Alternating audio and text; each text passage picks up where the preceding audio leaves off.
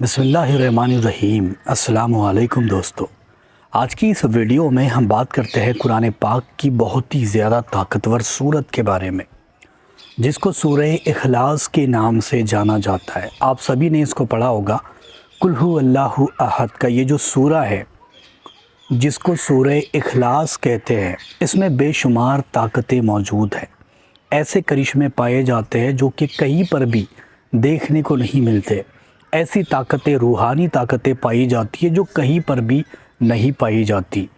بہت سارے مفسرین اس کے متعلق یہ فرماتے ہیں کہ اگر گھر کی چوکھٹ پر کھڑے ہو کر 41 مرتبہ سورہ اخلاص کو پڑھ لو، یعنی قل ھو اللہ احد کا وہ سورہ 41 مرتبہ گھر کی چوکھٹ پر کھڑے ہو کر پڑھ لو اور اللہ تعالیٰ سے دعا کرو، تو اس بندے کی دعا کبھی بھی رد نہیں کی جائے گی، بلکہ فوراً ہی اس بندے کی دعا قبول ہو جائے گی، اور جو کچھ بھی وہ اللہ تعالیٰ سے مانگے گا وہ ساری کی ساری چیزیں اس بندے کو ملے گی۔ اس کے بارے میں یہ بھی آتا ہے کہ جس بندے کو اگر دشمن پریشان کرتے ہو، یا پھر دشمن ستاتے ہو، یا پھر قرض دار اس کے گھر تک آتے ہو اور پریشان کرتے ہو، تو ایسے بندے کو چاہیے کہ اللہ تعالیٰ کا یہ جو سورت ہے قرآن پاک کی، جس کو سورہ اخلاص کہتے ہیں، اس کو روزانہ 41 مرتبہ مغرب کی نماز کے بعد پڑھنے کا معمول بنائے۔ اس سے اس بندے کے اوپر کا قرض ادا ہو جائے گا، چاہے قرض کتنا بھی ہو یا پھر دشمن پریشان کرتے ہو، وہ بھی دور ہو جائیں گے۔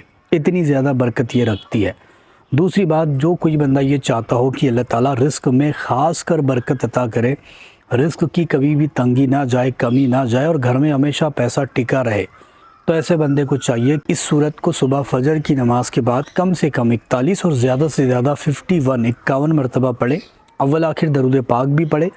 انشاءاللہ تعالیٰ اس کی برکت سے وہ بندہ دیکھے گا کہ کس قدر برکتیں نازل ہوتی ہے، کس قدر پیسوں میں زیادہ تر اس کے برکتیں ہوتی ہیں، اور کس قدر اللہ تعالیٰ رزق میں برکتیں عطا کرتا ہے۔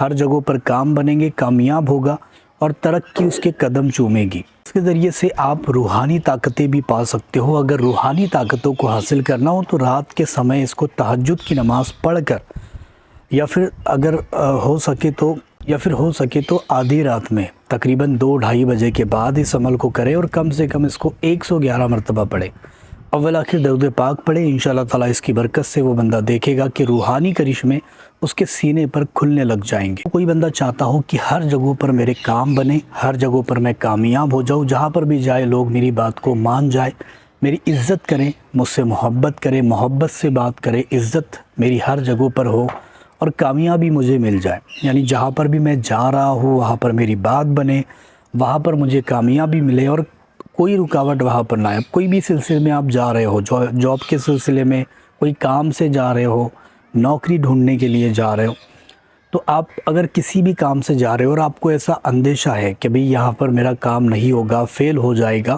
تو ایسے وقت میں آپ کو چاہیے کہ 11 مرتبہ سورہ اخلاص کو پڑھے، اول آخر 3 مرتبہ درود پاک پڑھے، اور پھر وہاں پر جائے۔